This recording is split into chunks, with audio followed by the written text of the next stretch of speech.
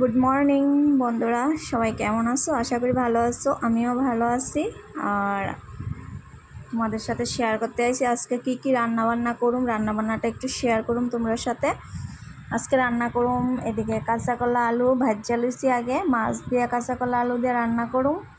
আর এদিকে পাশে আছে ইচা মাছটিও ভাজা রাখছি। ইচা মাছ বেগুন দিয়া, এদিকে বেগুন দিয়ে ভাজি করছি বলতে করতেছি আর কি। ইচা মাছ বেগুন দিয়া ধনিয়া পাতা দিয়ে রান্না করুম। আমার কাছে খুব ভালো লাগে ইচা মাছ, তো খুব ভালো লাগে আমার কাছে, আমার ছেলেরাও খুব ভালো পায়।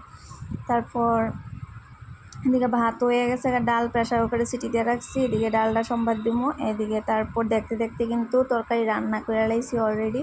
যখন রান্না করতেছি তখন কিন্তু আর কিভাবে রান্না করতেছি এটা আর দেখাইছি না, কারণ কাজে বেড়া ছাড়া ছেলে স্কুলে যাইবো, তাড়াতাড়ি রান্না বান্না করতে লাগবো, ক্যামেরা ধরতেও তো একটু টাইম লাগে। তারপর এদিকে ইচা মাছের তরকারি, বড় মাছের তরকারি, ডাল রান্না করে লাইছি। তারপর খাওয়া দাওয়া, এদিকে ছেলেরা ভাত খাওয়াইলাম, নিজেও খাইলাম। খাওয়া দাওয়া ছেলে এদিকে রেডি হয়ে গেছে, স্কুলে যাব। আজকে সংস্কৃত পরীক্ষা, ছেলে স্কুলে অলরেডি রেডি হয়ে গেছে। তাই এখন গাড়ি আইব, চলে যাবে ছেলে।